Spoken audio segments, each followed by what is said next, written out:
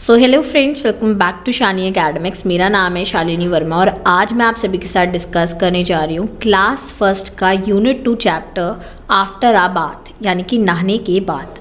सो यहाँ पर हम एक लड़के के बारे में डिस्कस करेंगे। जब वो नहाता है तो किस तरीके से वो बताता है कि वो अपने शरीर को कैसे पोंछता है, उसके बाद वो क्या करना चाहता है और किसके तरीके से अपने आप का टाइम जो है वो बचाना चाहता है। मैं इस पोएम को पहले रीड करूँगी, फिर मैं इसके मीनिंग बताऊँगी और फिर मैं लाइन बाय लाइन इस पोएम का मतलब बताऊँगी। After my bath I try to wipe myself till I am dry. Hands to wipe and fingers and toes and 2 wet legs and a shiny nose.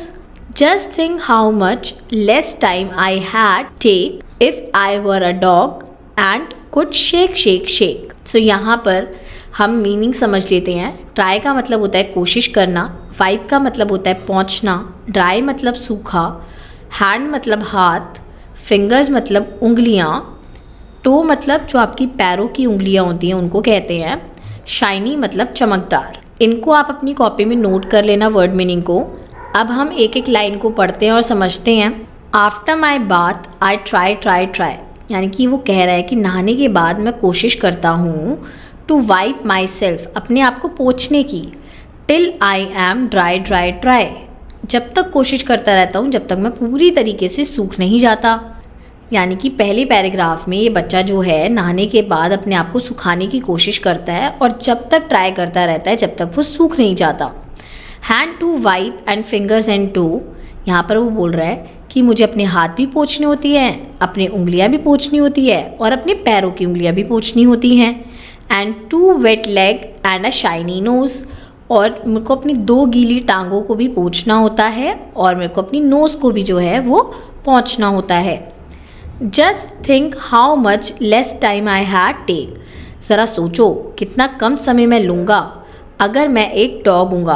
क्योंकि बेटा जो dogs होते हैं वो अपनी बॉडी को हिला देते हैं नहाने के बाद, और हिलाने की वजह से उनकी जो बॉडी का पानी होता है वो चींटे बन के उड़ जाते हैं और वो बहुत जल्दी सूख जाते हैं।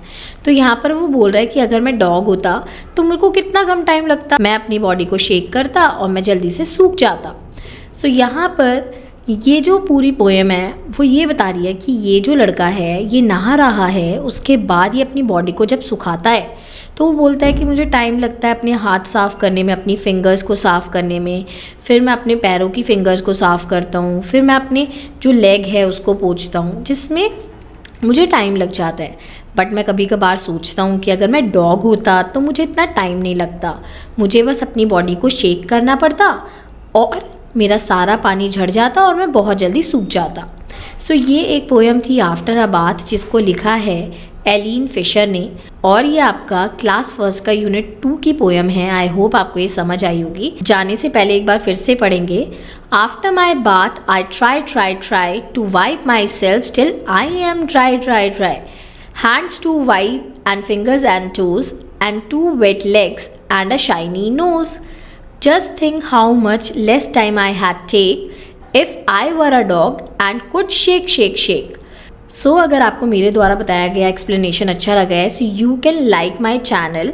नीचे दिए गए सब्सक्राइब बटन को भी प्रेस कर दो जल्दी से, ताकि जैसे ही मैं कोई भी वीडियो डालूँ उसका नोटिफिकेशन आपके पास पहुंच जाए और आप काफ़ी अच्छे तरीके से इस चैप्टर को समझ सको। So thank you guys.